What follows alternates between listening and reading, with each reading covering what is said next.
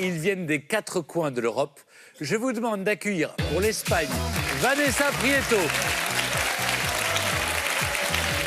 Ma mère, elle me raconte que quand elle était jeune et qu'elle sortait du transport en commun, les hommes restaient tout au bout du couloir pour voir les chevilles et les mollets des femmes. Alors, pour que vous ayez une idée de ce qui était visible à l'époque, ben, c'était les mollets. Et de ça, on a passé à voir les salons érotiques de Barcelone, qui est devenu le référent mondial des salons érotiques. Cette semaine, quel objet très espagnol vous nous avez apporté? Je vous ai rapporté les jeux de cartes traditionnels espagnols.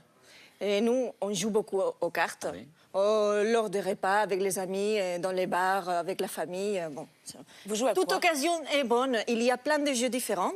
Et donc, celle-là, c'est les jeux de cartes traditionnels. C'est comme un tarot, ça ressemble à quoi en fait? Ça ressemble à un tarot, mais le principe, c'est un peu le même. Hein. On joue et le but, c'est d'obtenir le plus de points que les autres dans n'importe quel jeu. Et le plus traditionnel, c'est la brisca. Et c'est à ça qu'on joue les dimanches après-midi, après un bon Tous repas. les Espagnols ont ce jeu. Mais oui, oui, il y a d'autres choses que non. Mais ça, les jeux de cartes traditionnels, Ah oui, c'est oui, chez bien tout le sûr. monde. Comment c'est passé en Espagne?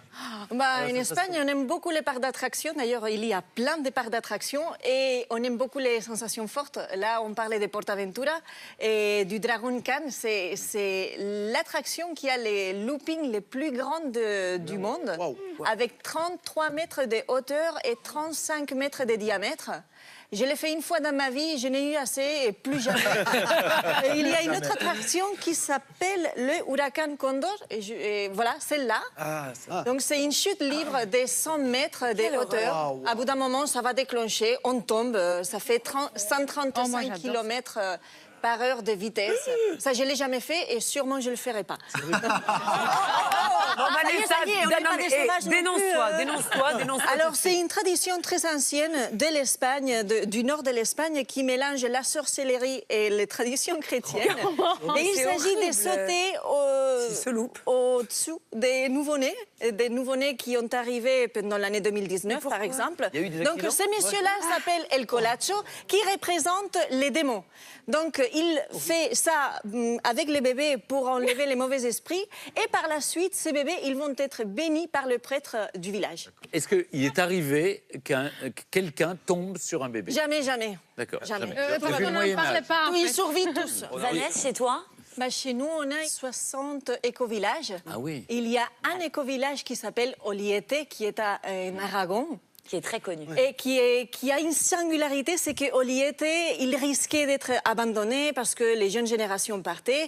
Et ils ont un patrimoine de 100 000 oliviers qui étaient presque abandonnés. D'accord. Ils mettent en place un programme pour récupérer ces oliviers qui s'appelle Parraine un olivier. Donc, on peut faire un don tous les ans de 50 € pour parrainer un olivier.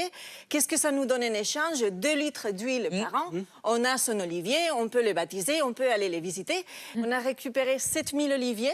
Ah oui? Et ça a créé beaucoup plus d'emplois, donc il y a plus de population dans les villages d'Oliete et il y a plus d'enfants dans les écoles. Donc, Formidable.